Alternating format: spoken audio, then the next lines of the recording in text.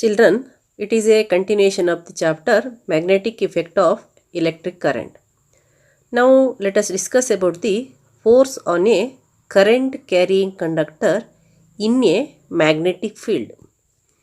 You know that current carrying conductor produces a magnetic field around it. The field so produced exerts a force on a magnet placed in the region of the conductor, placed in the vicinity of the conductor. Here, if you place a magnet in the region or in the vicinity of the conductor, the current carrying conductor experiences a force. French scientist André Marie Ampère suggested that the magnet must also exert an equal and opposite force on the current carrying conductor. You know that when a current is passing through the conductor, if there is a magnet nearby the conductor carrying the current, and the magnet experiences equal and opposite force on the current carrying conductor. Equal and opposite force on the current carrying conductor. Now let us do an activity to demonstrate the force due to a magnetic field acting on a current carrying conductor. Let us do an activity to demonstrate the force due to a magnetic field acting on a current carrying conductor. Children, you take a small aluminum rod of about 5 cm length and a strong horseshoe magnet. This is one of the type of magnet, horseshoe magnet. And you take battery and a plug key, and also a vertical stand is needed. You take a small aluminum rod of about 5 cm length and horseshoe magnet and battery and a plug key and a stand.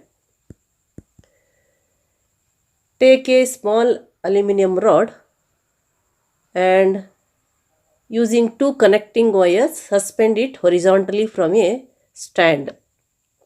You suspend the aluminum rod of near about 5 cm length by using connecting wire, suspend it horizontally.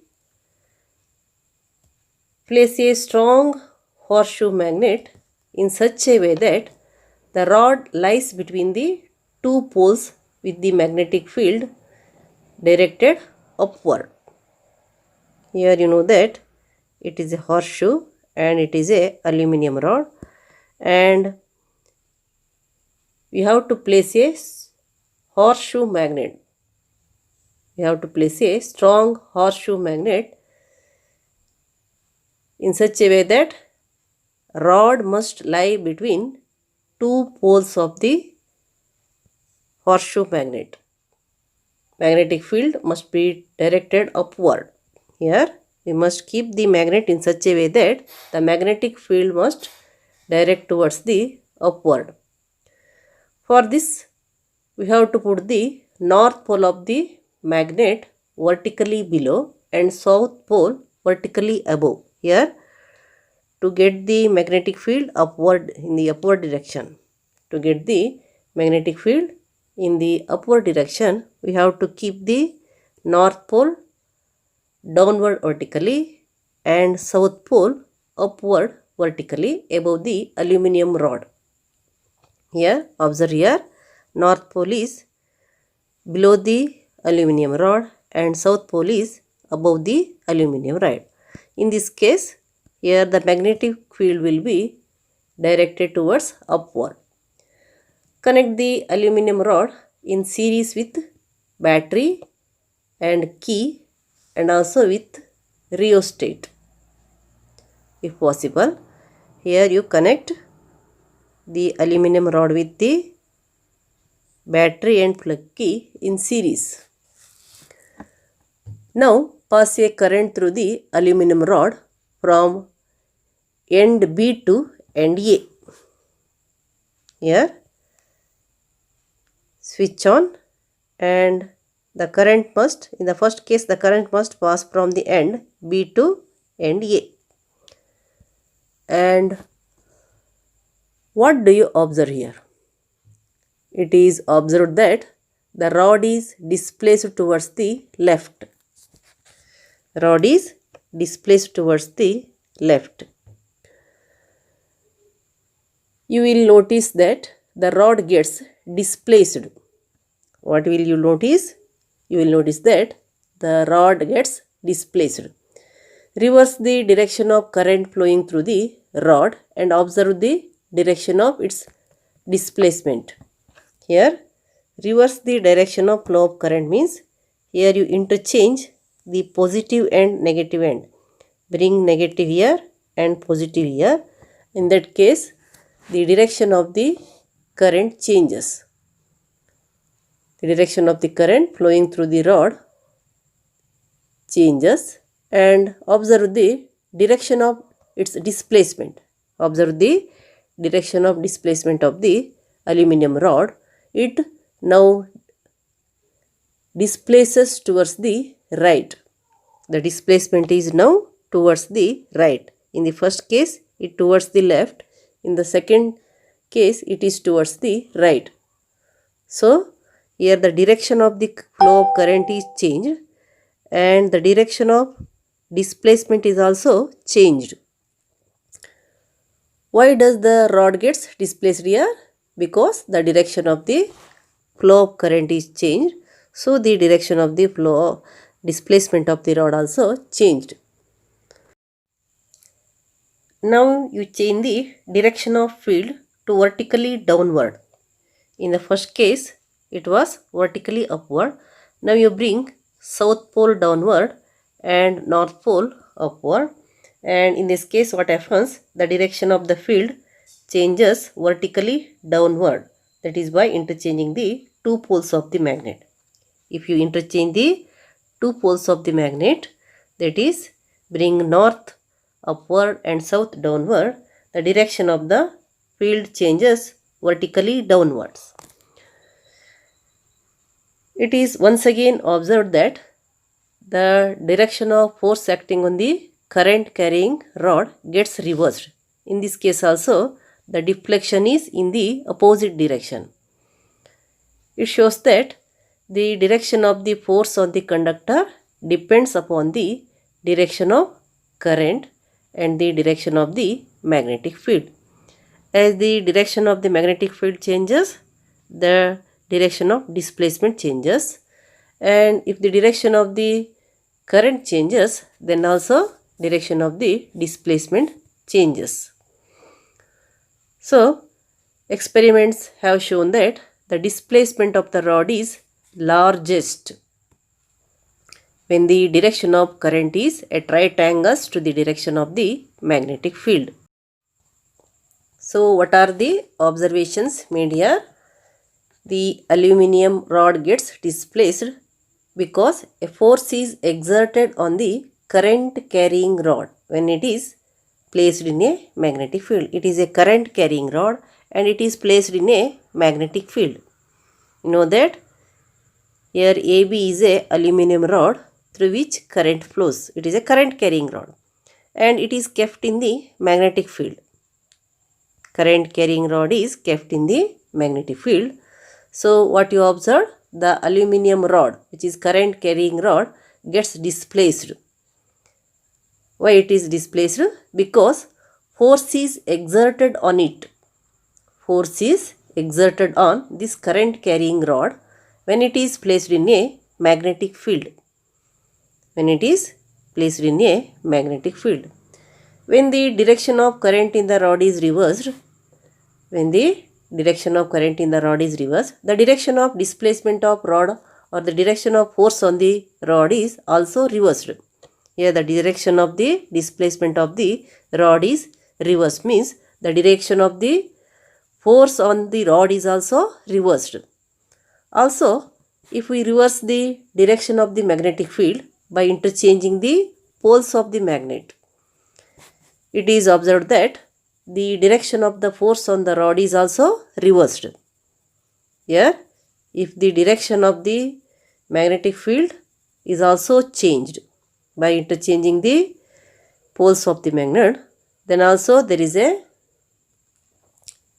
change in the direction of the force on the rod. It shows that the direction of the force on the conductor depends on the direction of the current and also direction of the magnetic field. As the direction of the magnetic field changes, the direction of the displacement changes, and also as the direction of the current changes, then also direction of the displacement changes.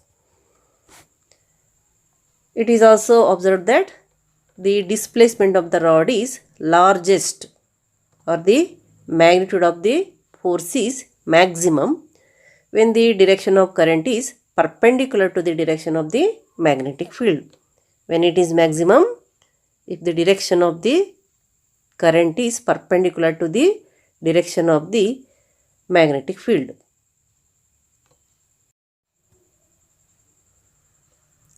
Then when the current carrying conductor is held perpendicular to the direction of the magnetic field, the force exerted on it is maximum. As the displacement is maximum, when the current carrying conductor is held perpendicular to the direction of the magnetic field, the force exerted on it is maximum. When the current carrying conductor is held parallel to the direction of the magnetic field, if it is held parallel to the direction of the magnetic field, the force exerted on it is minimum or 0. If it is parallel, if you kept not upward, downward, if it is kept parallel to the direction of the flow of current, then the force exerting on this rod is minimum or it is 0. So you can say that factors on which the force as a current carrying conductor in a magnetic field depends. First one is magnitude and direction of current in the conductor, magnitude and direction of the magnetic field, and also the length of the conductor. Here, the factors on which the force on a current carrying conductor in a magnetic field depends. Here, force on a current carrying conductor in a magnetic field depends on what? Magnitude and direction of current in the conductor. Second one, magnitude and direction of the magnetic field. And third one is the length of the conductor. As the length of the conductor increases, the force acting on it in the magnetic field also increases. As the magnitude and direction of current in the conductor changes, then also direction of the force acting on it also changes. And also as the magnitude and direction of the magnetic field changes, then also the force acting on its changes its direction. Children, write the observations one by one. First one, what you have observed, the aluminum rod gets displaced when current passes through it and magnetic field is introduced. There is a deflection in the aluminum rod. The aluminum rod gets displaced. There is a displacement in the aluminum rod. First observation. Second, when the direction of the current in rod is reversed, the direction of displacement of rod is also reversed. Here, when the positive end and negative end are interchanged, the direction of the flow of current changes through the rod. Then the direction of the displacement is also changed, reversed. Second, when the direction of magnetic field is reversed, then also there is a change in the direction of the displacement of the rod. The direction of displacement of rod is also reversed. And when the displacement is maximum, when N and S of poles of magnet are perpendicular to the rod. Here N and S are perpendicular to the rod, then the displacement is maximum. And when the displacement is minimum when N and S poles of magnet are parallel to the rod. Here if you kept N here, S here, directly there will be zero displacement or minimum displacement. These are the observations made in this activity. So children, write the figure and also write the observations one by one.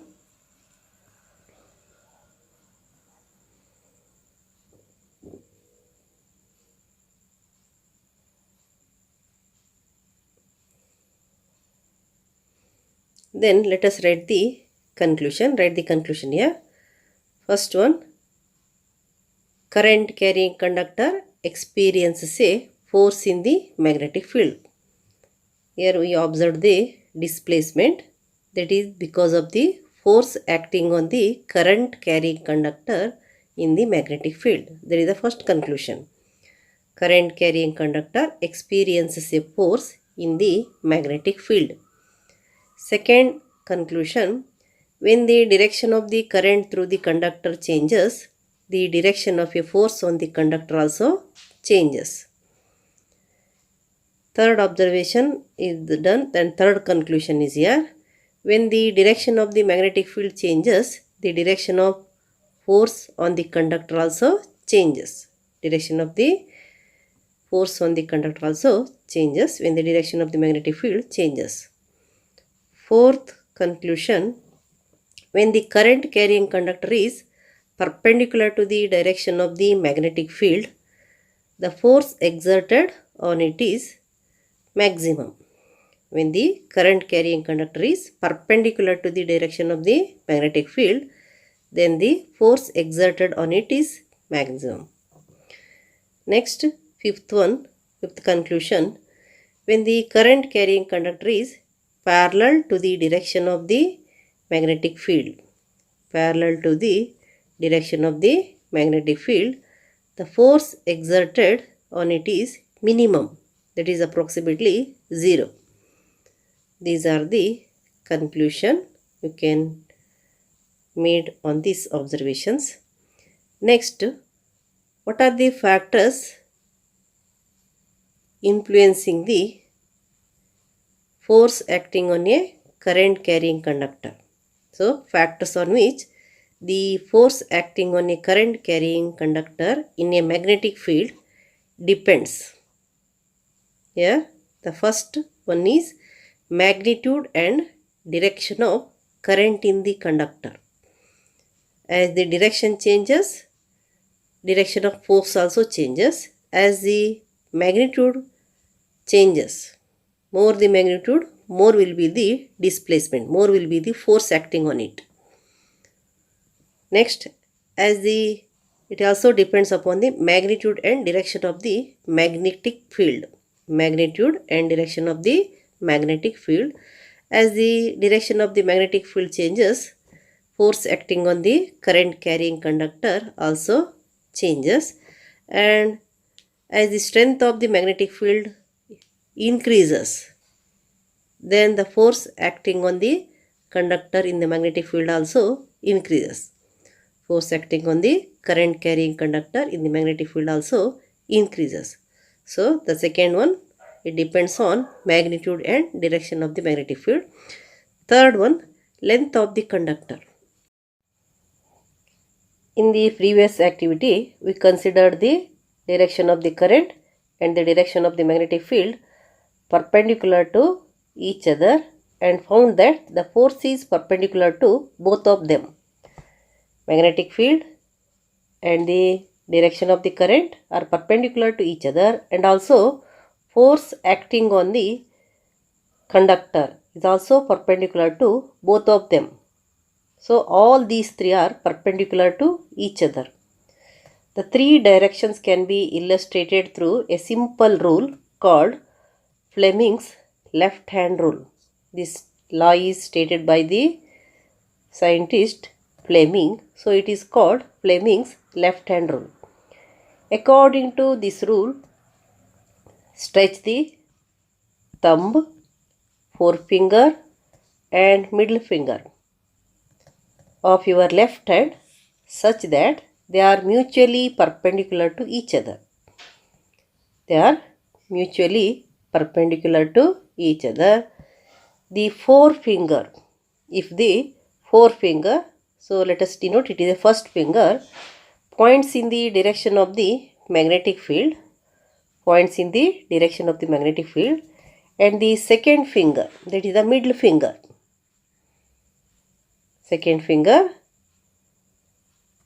in the direction of current. Second finger is in the direction of the current. Then the thumb will point in the direction of motion or the force acting on the current carrying conductor. You know that there are two fields. That is the field created by the electric current. So let us take that is the direction of the current and the magnetic field and the force acting on the conductor carrying current. They are mutually perpendicular to each other, and this can be stated with the help of the left hand rule. And what is the statement of the left hand rule? Stretch the thumb, forefinger and the middle finger of your left hand such that they are mutually perpendicular to each other.